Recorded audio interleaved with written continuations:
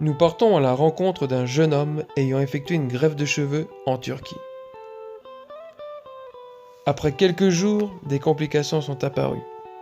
Il nous parle librement de son expérience. Il s'exprime pour la première fois devant nos caméras. C'est un témoignage très poignant. Interview de Charles Latan et de Gérard Manvussa. Bonjour, je m'appelle, j'ai 30 ans. Si j'ai décidé de témoigner aujourd'hui devant vous, c'est parce que j'ai envie de sortir du silence. J'ai envie de vous expliquer un peu les complications de ma greffe de cheveux que j'ai effectuée en Turquie il y a de ça quelques jours. C'est pas facile voilà, d'en parler, mais je vais faire un effort. Donc tout a commencé 2 jours après l'opération, lorsque je suis rentrée chez moi en fait. Voilà. Je suis rentrée chez moi et là, c'était le drame complet. Ma famille ne me reconnaissait plus, mes enfants ne me regardaient plus, ils n'osaient même pas me regarder.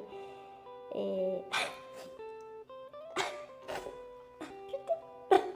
c'était compliqué, voilà, c'était pas facile à vivre.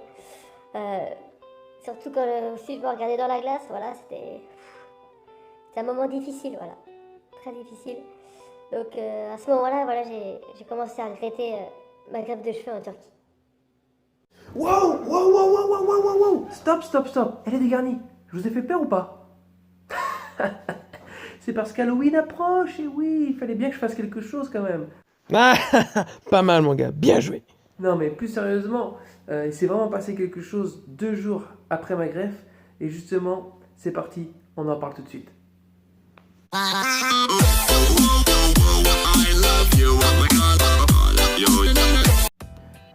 Bon allez les dégarnis, je vais pas vous faire attendre plus longtemps, voici à quoi je ressemblais 2 jours après la greffe. Ah non, pardon, c'était pas cette photo là, pas du tout. Mais on peut trouver un air de ressemblance. Allez, je vous laisse regarder. Jour 2, là, je sais pas si vous voyez, mais j'ai la tête hyper gonflée. J'ai un gros œdème ici, sur le côté ici aussi. J'ai la tête en forme de poire, franchement. Ah, j'en peux plus.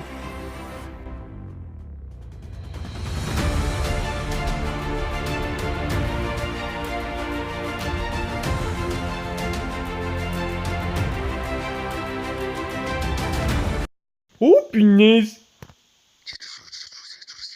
Franchement, c'est pas beau à voir. J'étais vraiment pas bien ce jour-là. Heureusement que ça n'a pas duré longtemps, je vais vous expliquer après comment j'ai fait pour résorber ce problème. D'ailleurs, je vais vous raconter 2 petites anecdotes qui vont peut-être vous faire sourire. Mais moi, ça ne me faisait pas sourire sur le moment.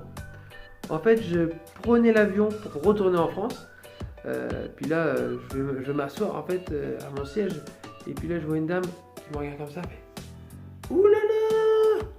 Mais c'est quoi cette tête qu'il a celui-là? Donc je vous fais voir la tête, c'est juste celle-ci. Donc ça, c'était juste pendant que je prenais l'avion. Donc elle a échangé de place avec son mari. À la base, j'étais à côté d'elle et du coup, elle s'est mise de l'autre côté. Elle avait trop peur de ma tête en fait. Donc je me suis dit, oh là, ça commence bien. Et la deuxième petite anecdote, c'est quand je suis rentré chez moi à la gare en fait, je me suis assis sur un banc comme ça. Et je vois un gars qui me regarde au loin. Puis il se rapproche de moi, il regarde derrière lui, il fait...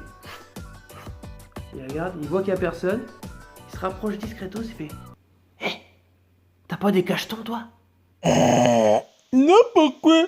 J'étais dégoûté. Le gars, il a cru que j'étais un drogué. Je me suis dit, bah ouais, franchement, là, je dois avoir vraiment une tête bizarre. Et quand je me regardais dans la glace avec mon téléphone, je fais... Oh.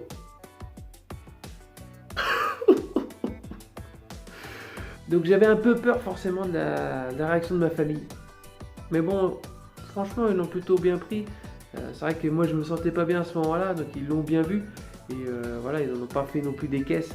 Et heureusement qu'ils étaient là d'ailleurs, franchement. Parce que à ce moment-là, c'était pas facile à vivre pour moi, je vous le dis. Déjà que j'y vais, que je suis complexé pour ma greffe de cheveux, et je me retrouve en fait avec une tête blam, en forme de chou-fleur, de poire, de ce que vous voulez. Et heureusement les dégarnis, heureusement, c'est arrivé à Bibi, mais ça ne vous arrivera pas parce que j'ai les conseils qu'il vous faut. Vous êtes prêts? C'est maintenant. Oh bah non, mais qu'est-ce qui se passe?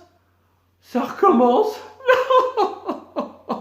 Ok, donc là je vais vous expliquer maintenant comment rétrécir ce de champignon. Allez, c'est parti, on y va. Alors, pour enlever ce truc là, je vais vous expliquer ça en 5 étapes.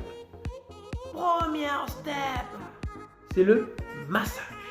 Donc il faudra masser votre front pour éviter en fait que la peau ne se contracte. Alors le massage, vous l'envoyez vers l'extérieur, d'accord, sur le côté en fait, pour éviter tout simplement que l'œdème ne coule sur vos yeux. Et c'est réglé. Je crois que j'ai l'habitude maintenant. Deuxième step. Quand on vous dit l'eau c'est la vie, eh bien oui, c'est la vie. Il faut m'enquiller au moins 3 litres d'eau par jour. 3 litres. Franchement, ça m'a sauvé la vie. Je pense que c'est ça qui m'a complètement fait disparaître l'œdème. Parce que j'arrêtais pas de boire. Je peux vous dire, je buvais. Et derrière, j'allais souvent aux toilettes. Hein. Oh, Sony, t'es où? Ah bah il est encore aux chiottes. Hein. Il pisse son œdème. Ouais non, ça me faisait pas rire sur le moment. Donc moi ce que je faisais, c'est que je remplissais ma petite gourde. Et à chaque fois j'étais là avec ma gourde. Ah bah me suivait partout. C'était ma meilleure amie à ce moment-là. Troisième step. Gardez la tête haute. Ça vous fait sourire? Non mais franchement, il faut toujours garder la tête haute, un truc de fou. Si vous mettez votre tête comme ça, et ben l'œdème en fait il coule en bas. Si vous la mettez comme ceci, ben là c'est nickel, l'œdème il se stabilise. Donc là toute la journée j'étais comme ça, je regardais le plafond, et c'est là que tu fais: Hé chérie, t'as vu? Il y a un défaut sur le plafond. J'avais jamais remarqué. Oh bah non. Vive l'œdème, merci. Ah bah il y en a là aussi, tiens. Quatrième step. Dormir avec la tête légèrement surélevée, comme ceci, pour que l'œdème en fait coule ici là, vers l'arrière. Parce que si vous dormez sur le côté comme ça, en mode tranquille, et ben ça donne ça. Regardez. Oh là là. Cinquième step. Gardez bien votre petit bandeau jusqu'au 4e soir. Et oui, le bandeau que vous avez en fait sur la tête vous permet d'éviter que l'œdème ne coule sur votre visage. Alors, pas de peau, moi ça n'a pas vraiment fonctionné, mais c'est à ça qu'il sert à la base.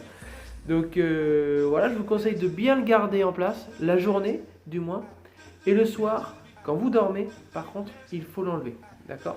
Ça évite de compresser trop longtemps votre crâne et après vraiment d'avoir là le champignon version Toad quoi, dans Mario Kart. Voilà les dégarnis, mes 5 étapes pour pouvoir en fait venir à bout de cet œdème. Alors, je vous rassure tout de suite, j'ai été vraiment super bien guidé par le docteur à distance de la clinique. En fait, c'était par WhatsApp. J'ai envoyé mes photos, etc., mes impressions. Franchement, heureusement qu'elle était là parce que moi, je partais en dépression directe. On est vraiment bien suivi. Et c'est ça qui est très rassurant finalement. Alors sachez que l'œdème, c'est pas un passage obligé les dégarnis. Vous n'êtes pas obligé d'avoir un œdème après une greffe de cheveux. Je vous rassure tout de suite. Alors moi je l'ai eu parce que bah voilà, j'ai pas fait attention, j'ai pas fait ce qu'il fallait du moins. D'ailleurs quand je faisais voir les photos au docteur à distance, elle me disait: oh bah c'est que ça, bah, ça va, t'inquiète pas, ça va partir en 2-3 jours. Ouais, parce que là je suis pas bien hein. Et donc voilà, c'est pas un passage obligé, ok? Vous pouvez sortir d'une greffe de cheveux et ne pas avoir eu d'œdème. Il y en a qui s'en sortent sans œdème. D'ailleurs, qui s'en sortent indemnes. Celle-là, on la garde. Allez, trêve de bavardage. D'ailleurs, les dégarnis, si vous êtes intéressé par une greffe de cheveux, mettez-moi en commentaire dans quelle clinique vous allez faire votre greffe de cheveux. Ça m'intéresse et on pourra en discuter. Si vous n'êtes pas abonné encore à cette chaîne, je vous invite vraiment à le faire pour 2 raisons.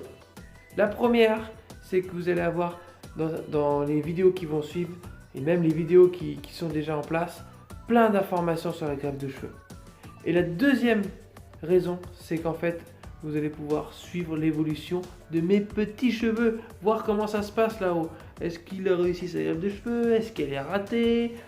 Voilà, donc vous allez pouvoir vraiment suivre de A à Z la progression de ma greffe de cheveux. En attendant les dégarnis, je vous souhaite de passer une bonne journée et portez-vous bien. Allez, ciao.